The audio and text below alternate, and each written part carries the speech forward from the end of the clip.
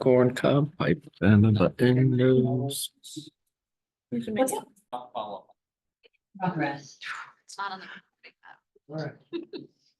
All right, well, we're ready to get something. All right, I guess. We have a quorum going forward. That clock says 4, so All right, then let's roll on. I'll call the meeting to order. We have a quorum present. I understand Director McNaughton seeks to participate virtually for a medical reason. So is there a motion to allow him to participate virtually for a medical reason? I move that we allow him to participate. Second, I second. all right, all in favor? Aye. Is that good, Richie? Any opposed? No, No, none no of them. opposed, so no, he's admitted. All right. All right, so matters from the public. Anyone signed up? Any? One moment, I apologize for the delay. I dropped the ball on that one. I believe there are, but if there are, I'll come back to it. Okay. All right, approval of the minutes. Are there any comments on the minutes? Hearing none, is there a motion to approve the minutes? I motion to approve the Is minutes. there a second? Second. All in favor? Aye. Aye. All right. The minutes are approved. Financial report, there is no report.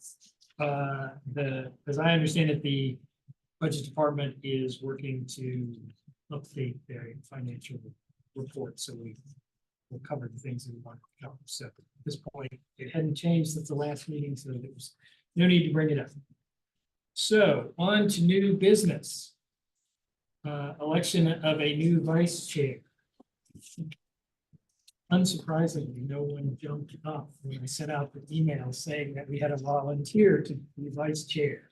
No objection, so I will move that Jeff or nominate Jeff as vice chair of EDA. There a second? Second. Second. Aye. Aye. All right. Any opposed? All right, congratulations. That was easy. All right, so Richie, you want to talk about the remote participation policy? In fact, I do. So the General Assembly, certainly clear reasons, made some amendments to the Freedom of Information Act as it applied to virtual meetings and remote participation. So this is, for all intents and purposes, is just kind of housekeeping. In terms of the changes that have been presented to you, in terms of the revised or the black line or red line, whichever you go by, policy, in terms of remote participation, and this is on both policies, we've added in the first section. What we had done before is we had agreed to adopt whatever changes that the General Assembly made. And so whatever changes we made would be automatically become part of our policy. The General Assembly, however, suggested or required that we have to adopt our policy on an annual basis. So that kind of undermines what we trying to accomplish. So because of that, we can't always adopt all their changes. So we've added that unless otherwise required by Virginia law, and that's under the remote participation policy. And we've added a section that addresses annual adoption. And so before we can resort to remote participation, which is what Director McNaughton is doing, and he's safe today because we're in June, we're not in July right now. And so what we do is we've added a section that says that we will annually revisit the policy and adopt or re-adopt that. And my suggestion will be we just do that at the annual meeting every year. That makes sense. So that's the remote participation policy. The all virtual meeting policy has the same changes, except they've added a couple. One actually, I think, is an improvement. We've gone from up to 25% of the annual meeting, so that would we'd be able to call up to 3 special meetings or emergency meetings. And they've upped that number to 50%, so that may put us around 6, maybe 6 or 7, depending how many meetings we hold each year. So that is an improvement. Then they've added another section about audiovisual technology when it's available. It doesn't, it speaks to when the visual communication is voluntarily disconnected or otherwise fails. I suspect with our technical assistance that we will be able to identify those times when someone disappears from the screen, and we will be able to discern whether it's voluntary or otherwise fails. Then when it comes to audio communication can voluntarily fail and not trigger this section. But if it involuntarily fails, then the director is not considered part of the quorum. Again, I don't know how we discern what between involuntary and voluntary, but we'll cross that bridge when we get there. That addition to the policy is just verbatim from the new law. And then, of course, we have to revisit this every year, which we'll do at the annual meeting to re-adopt or amend the policy. So those are the suggested and recommended amendments to the policy, and I certainly will entertain any questions. Any questions? No. All right, so there is a motion. I don't know. There you go. Here we go. Would like to make the motion. I move that the Economic Development Authority of Albemarle County, Virginia, amend and re-adopt as amended this authority's remote electronic participation policy and all virtual meeting policy as noted in the attached policies. Is there a second? Second. All right. Any further discussion? All in favor? Aye. Any opposed? All right. Chair, if I could add for the record, there were no public comments. Okay. All right. Thank you. So next is the continued preparation for the August 14th meeting with the Board of Supervisors. And I neglected to welcome Emily Kilroy to our first meeting, or her first meeting as our interim executive director for economic development. Is that right? Did I get the title right? Close enough. Close enough. And Chair, could I take this opportunity? We have in the county attorney's office, Eleanor Smith, who is a summer intern. She's a rising 4th year at the University of Virginia. She's participating in a program, the name I don't know. Roadmap Scholars. Roadmap Scholar, which is a two-year summer program that prepares her for law school. So And is your job to dissuade her from? it's only been here 2 days. I haven't had much. We do have 5 weeks. Thank you, sir. Well, welcome. All right, so Emily, you want to start us off? Yeah, I'll give just a couple, Director Long and I were able to meet a couple times over the past couple weeks. I've been in my role for just about a month at this point. But we were able to connect a couple times so that I could help be a good partner in making sure that both the EDA and the Board of Supervisors are in a good spot to have a good work session together on August 14th for your joint meeting. Whenever there's a joint meeting and there's business, and it's not just presentations like the meeting that we had with the city last week, we want to make sure that everyone comes in with enough information so that staff don't spend the whole time talking and giving you all briefings on topics, so that we leave as much time available for you all to have conversations with each other. One of the, as I understand it, one of the major topics for the agenda for that meeting will be the MOU that was adopted between the EDA and the board in 2017. JT told me that the EDA was formed in 1976, but the 2017 MOU was the first and only in the series. And To be clear, I wasn't here in Right. 1976. You weren't anywhere. The MOU was adopted in 2017 and said when the county adopts its first economic development strategic plan, the MOU should be revisited. And that did not happen. And that plan went into effect in 2019. So, so we're doing a little bit of catch up, I understand. I wanted just to point out the economic development strategic plan is sort of, it guides the work of the office. And it fits into sort of a tapestry of plans that the county has. So the comprehensive plan is sort of the 20-year vision document for the county. It's the board looks to that. Most primarily, you know, it's a land use document, but the chapters in Albemarle County's comprehensive plan cover a big range of topics. Economic development is one of them. And so we look to ground the board looks to ground its work, the staff look to ground its work, and the comprehensive plan. The strategic plan that the county has is a board adopted document, and that kind of takes, we like to think of that as taking sort of the next 5 years of the comp plan. So what are the big visions set out in the comp plan? What are we going to do in the next 5 years to start to build momentum towards that?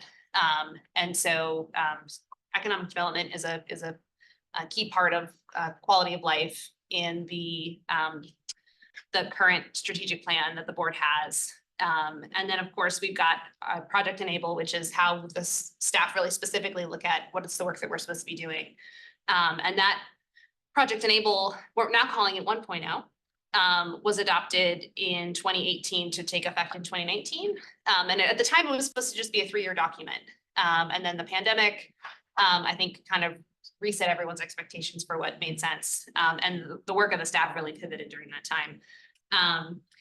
And that sort of sets out, you know, if the comp plan's a 20-year document, the strategic plan's a 5-year document, Project Enable was sort of a 3-year document. And so that really is supposed to give us the details of what we're supposed to be doing. And the MOU is sort of the connective tissue between the board and the EDA. And so having those all work together helps us a lot, make sure that we're doing what we're supposed to be doing.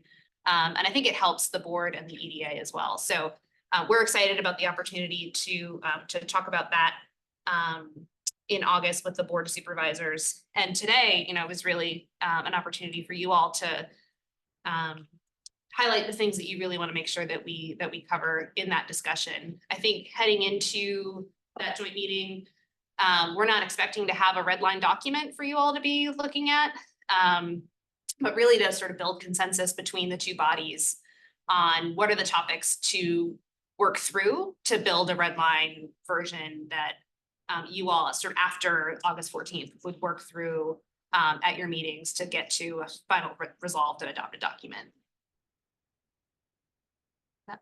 Yeah, no, and I think just from a process standpoint, you know, we wanted to get feedback today so that, as Emily said, we could then provide that. If we need to have another meeting, we can also have a special meeting in July. Or do we have one scheduled or we canceled? I think, did we keep it on the We calendar? have one scheduled for July 16th. Yeah, so I think we kept that meeting. That is often the one that gets canceled. We sort of kept it. We could use that. We could turn it into a virtual meeting if that was easier. We can sort of see where we want to go. But I think the idea is to look at that. So I even printed my own email out, so I'd be ready.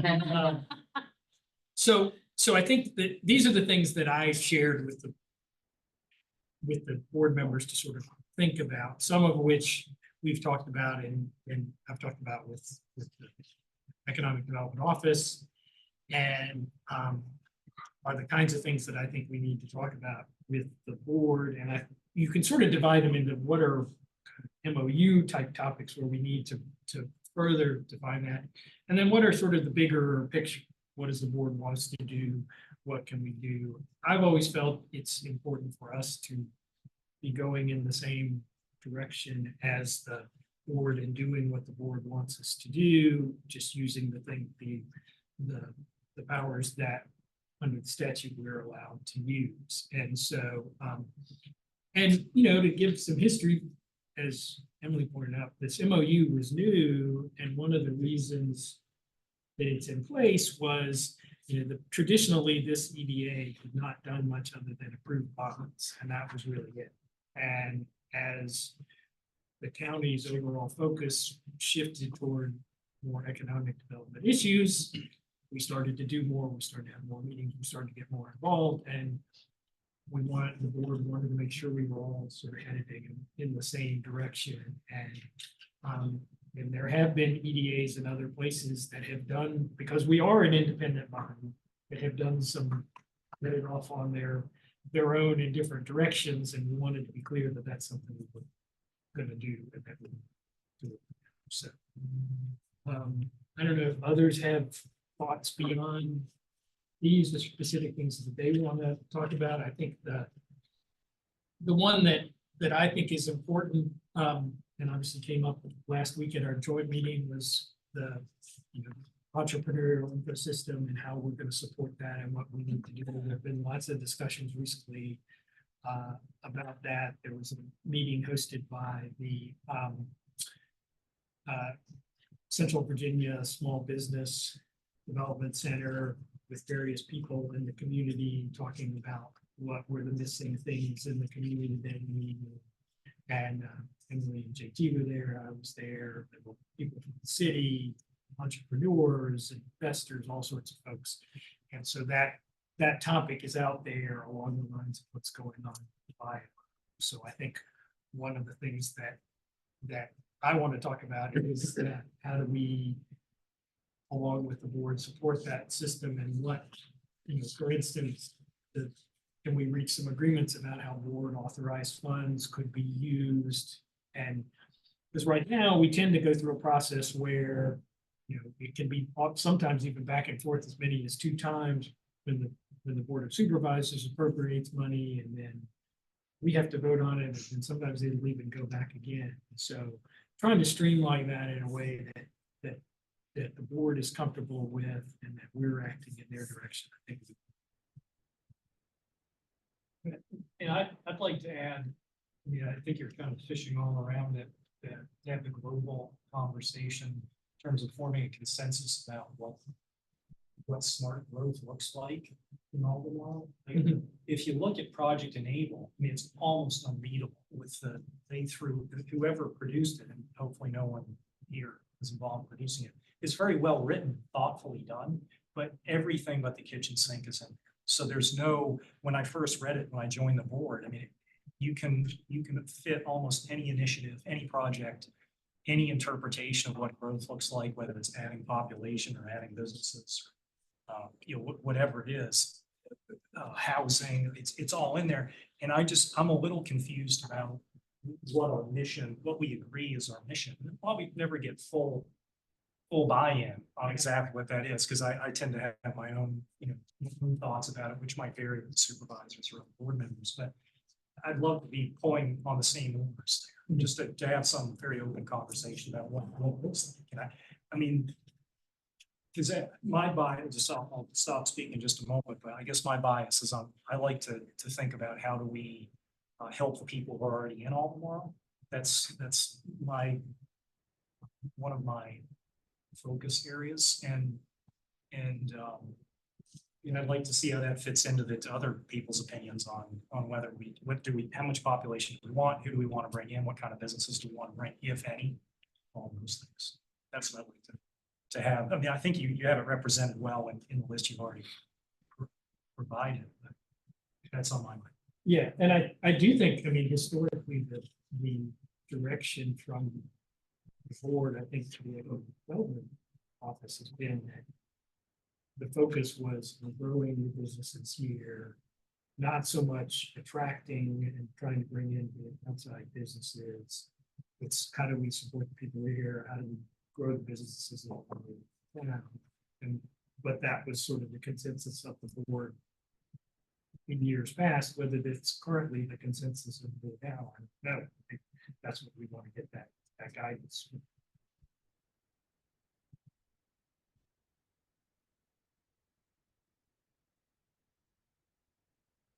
Anyone else have anything they want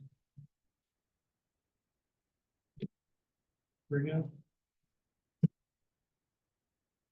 The next slide also has some of the special powers of the EDA in case that elicits any thoughts around activities a director may be interested in or want to comment on.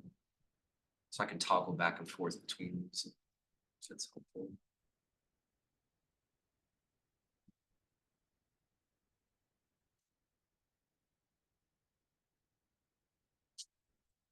I mean, a potential example of something that could be done, that occurred to me after a joint meeting when Nikki Hastings was talking about the biohub in space, that they're gonna be occupying the research park. And she mentioned that there was empty space up there that the foundation had and was looking to that. So one potential thing we could do is try to come up with a way for us to get involved in helping lease that space to other people if they want to subsidize that. Those are all things that we have the ability to do and maybe in an easier way than the board of supervisors itself. I think something else as we look forward to developing Albemarle County, it's one of the things I found very interesting about just even some of the other businesses that we've talked to, the one who's doing the the lab work to support the vineyards, right? So we're helping that business grow, which therefore helps all these other businesses grow. So sometimes bringing in new business, it's new business to the county, but it's supporting infrastructure that is already there and makes, reduces the cost to, some of these larger industries. You see that with BioHub as well. They're bringing things that are supporting elements that are there for boosting everybody up. And I think that's something to be thinking about. Absolutely to be supporting people who are already here, but also look to see, maybe there's other industries and things that can have a broader scope and really help lift all boats.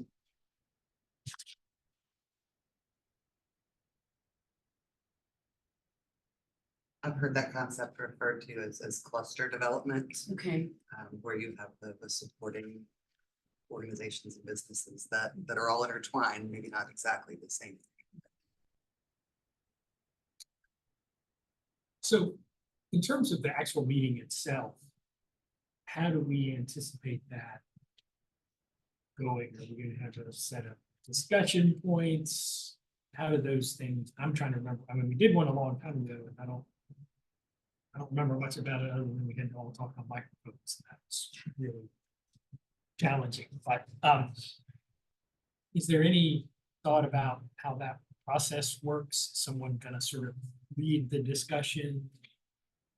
Do we know Yeah. yet? So there's not, there's probably not a set way that we have to do that. Right. I think the way that staff usually supports the board is, we can provide some slides to sort of tee up some questions to then pause and allow for discussion on the floor. And so if the EDA wanted to bring forward some set topics for the board, to raise to the board's attention,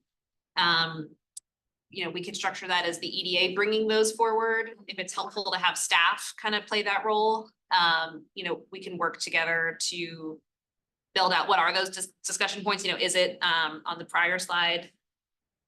Is it sort of this? And we could talk a little bit about what each of those might look like, what some of the decision points might be.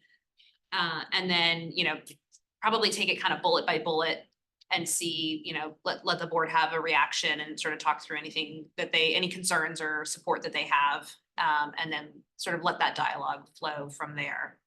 Yeah, that makes sense. I mean, I okay. think it would be helpful then to have, maybe we work off some sort of list that says, here's some sort of general topics, and maybe we're talking about powers. What are the sort of things that people are comfortable or not comfortable with? And then, and maybe some of it is where do you see us going? What do you want Board of Supervisors? What do you want EDA to do? What are your thoughts? So that I think we'll have a better discussion reacting off a specific set of points than a sort of, hey, let's just talk about this. Yeah, we can look at one of the things that we have done over the past couple of weeks is connect with the board to sort of tee up for them, like, you know, here's the MOU and here are the topics that it covers, and here's some of the activities that the EDA has done over the past several years. One of the things that we could do as a follow-up is, again, sort of build this out a little bit, in maybe like a memo, that we would share with both bodies. And then again, we could sort of use the time in the meeting to allow you all to kind of represent your thoughts on any of these. And then, you know, let the board then have their dialogue as well. That makes sense to me. Take a look for everybody. Maybe one of those, you know, to sharpen my earlier comments. I'd love to have, you know, what are the priorities we can agree on? It's not 20.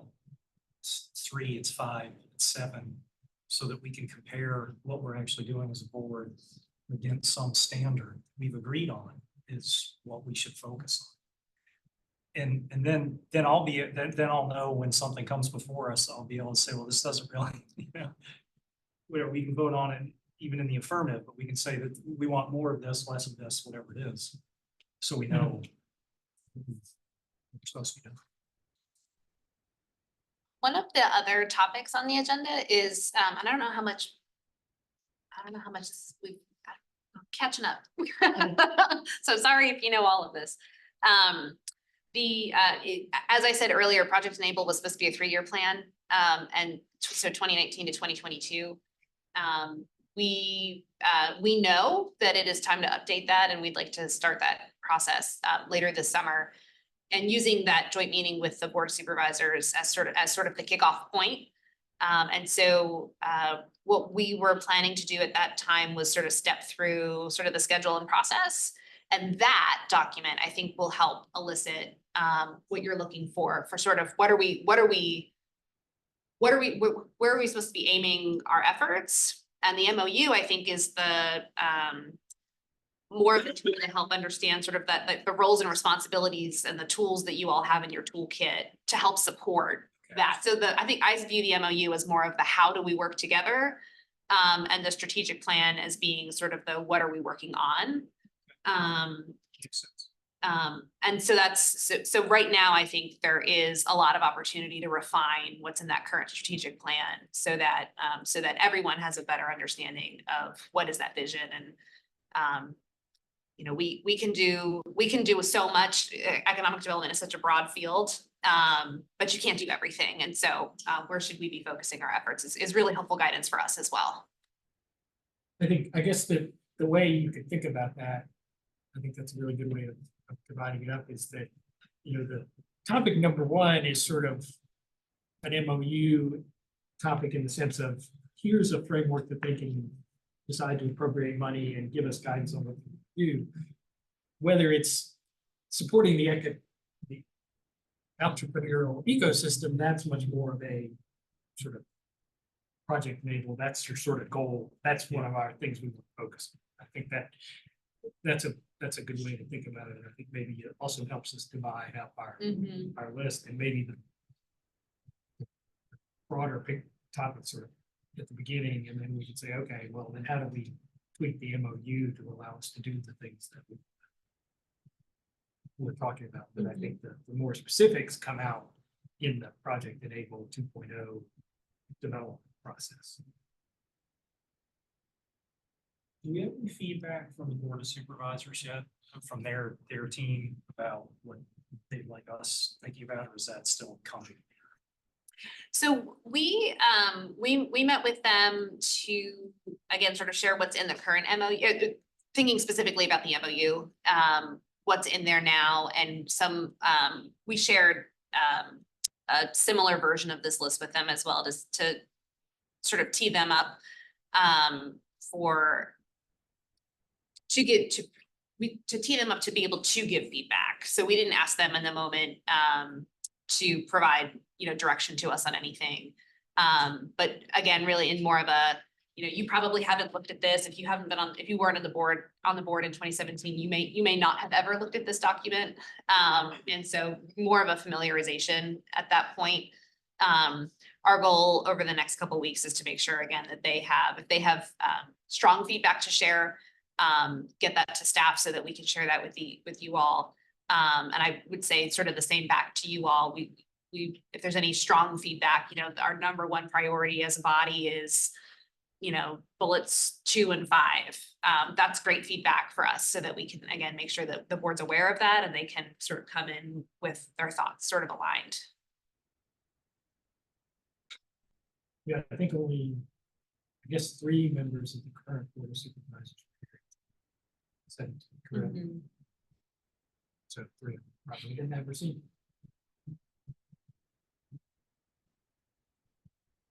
All right, anything else? Obviously, if something comes to mind, we'll send it around, we'll add it in.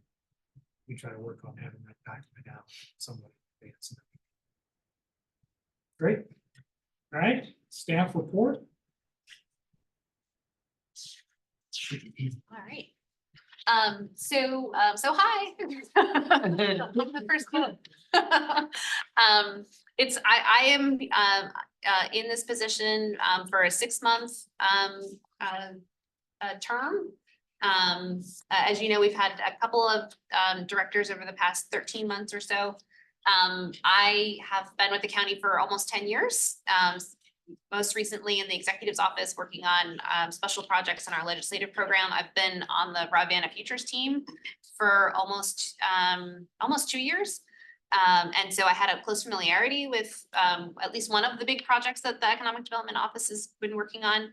And so I'm excited to sort of dive in and help support the team and you all and the work that you do.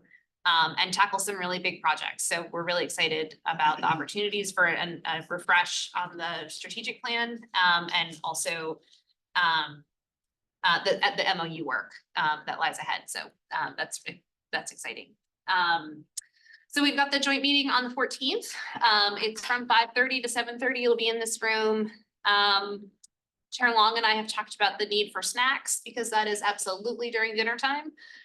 So we'll have come up with a plan for that.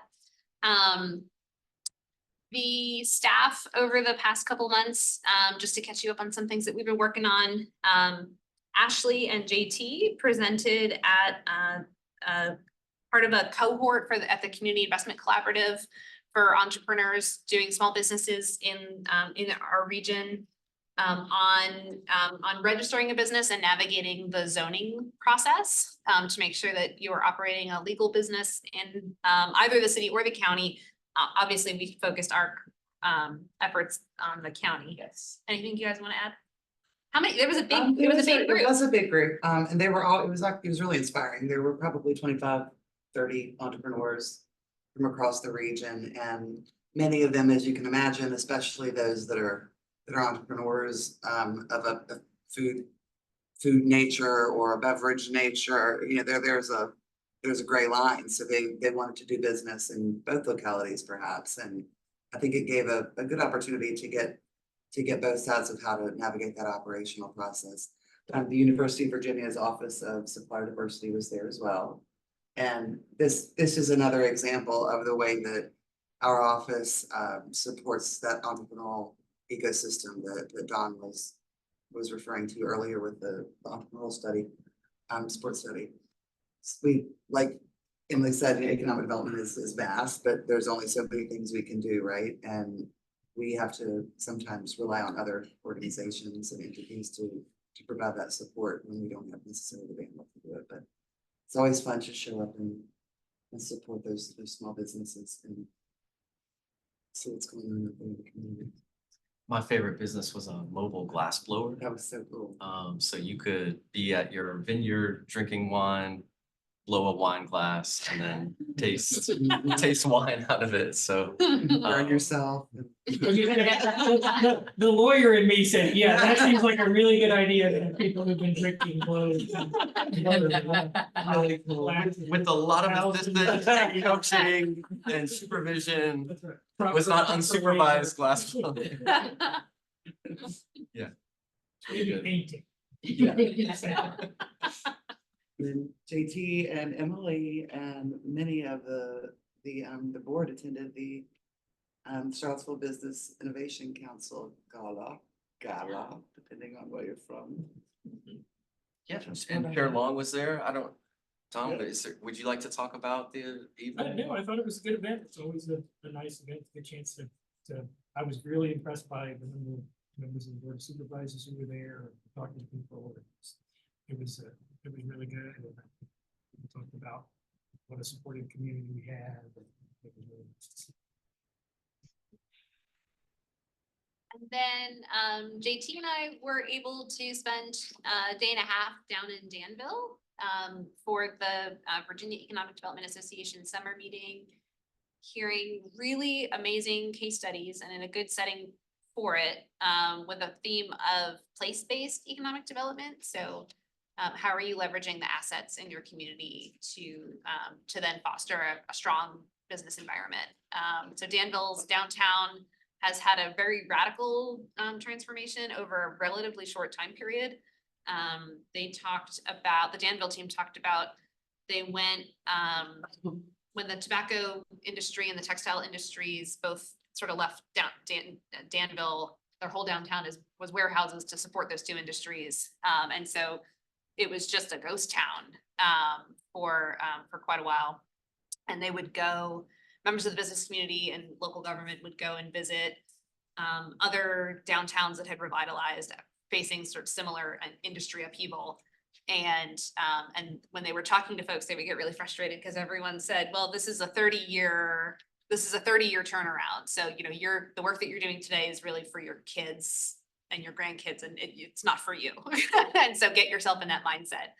And they took that challenge and said, no, thanks, we're gonna do it a lot faster, and they're doing it.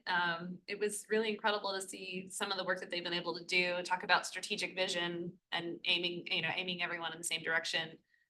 There's been a lot of folks coming together to attract investment and support small businesses and make things happen on a really, really short timeline.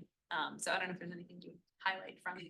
I think the EDA may be interested in some of their workforce development initiatives. They really put a premium on education and making sure that there were lots of career ladder opportunities at little or no cost for people to stay there.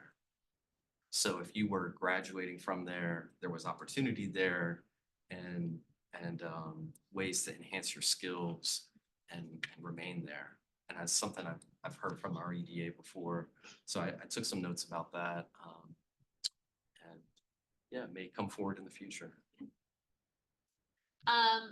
The Ravenna Futures update, big news last week, the board of supervisors approved the rezoning for a portion of the property that the county purchased. So the county now has 172 acres of light industrial and commercial land that it did not have last Tuesday, which is really exciting. That I imagine you all have talked about the short supply of light industrial zone land in the county. And so this is a really big asset for us as we look towards the future. And then Chair Long referenced the entrepreneurship strategy session that was convened by SBDC and their Venture Central team. There's a partner initiative, the Regional Entrepreneurship Initiative, and JT has been more closely involved in that. So I'm gonna let him.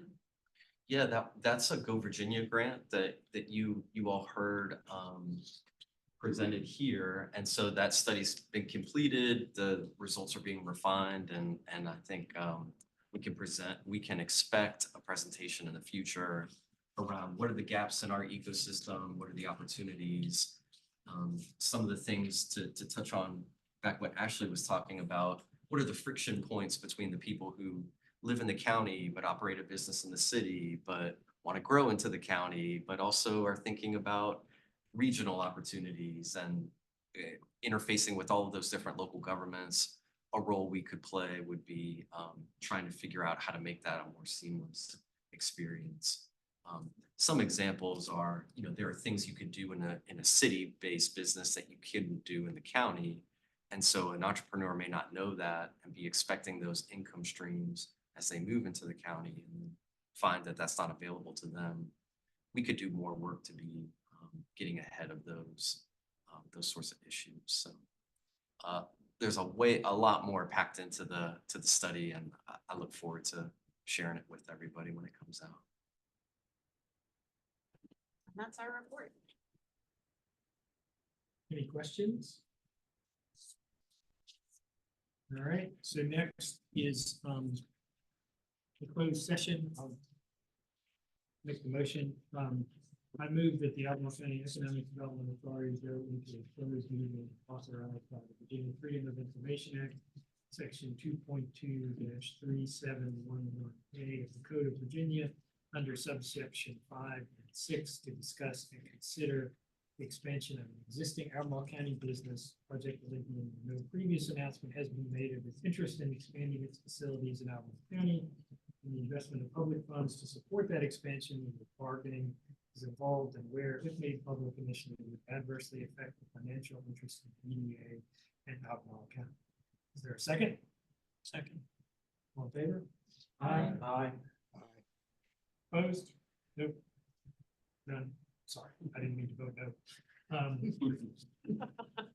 no. So we will go into closed session and we'll move over into the room 235.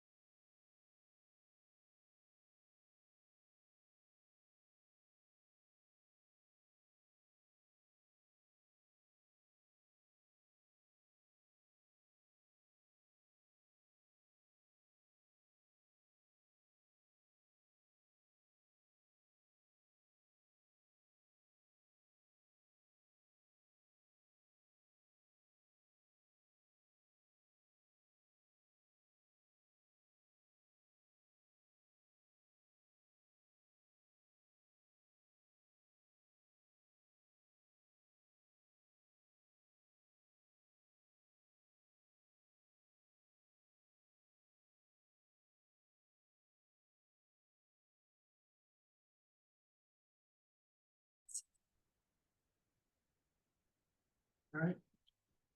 Mr. Vice Chair, you want to read the motion? I think before that, I'd just like to put on the record and clarify that in terms of the closed meeting, that Chair Long and Director Storm, that they recused themselves from that discussion, and they actually exited the room, and they did not participate in any discussion, and they weren't present to overhear any discussion in that closed session.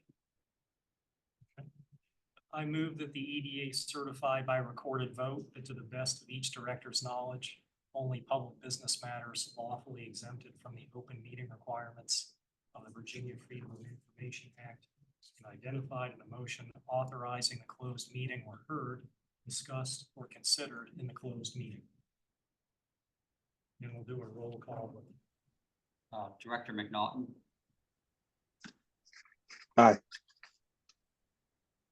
Director Matola. Aye. Director Morrell. Aye. Director Johnson. Aye.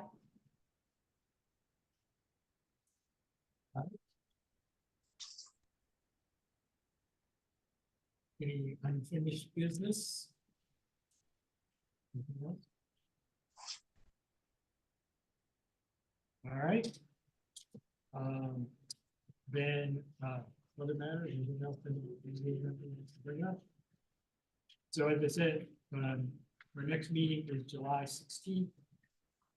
We'll see if we need that meeting. If we don't, we'll probably cancel it. So we can put it on the books until we have take some action. Oh, one thing I will, any comments from our joint meeting? Anybody? I thought it was good.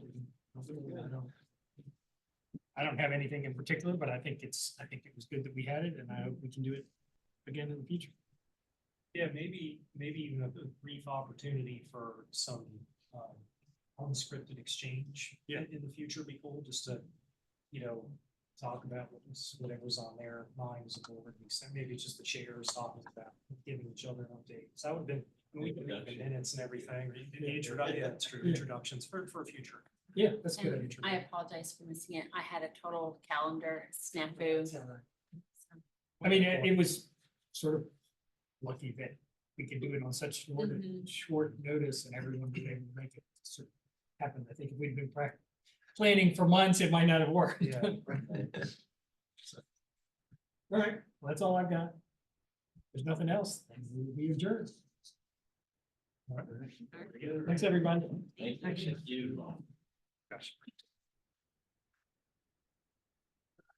Regulations.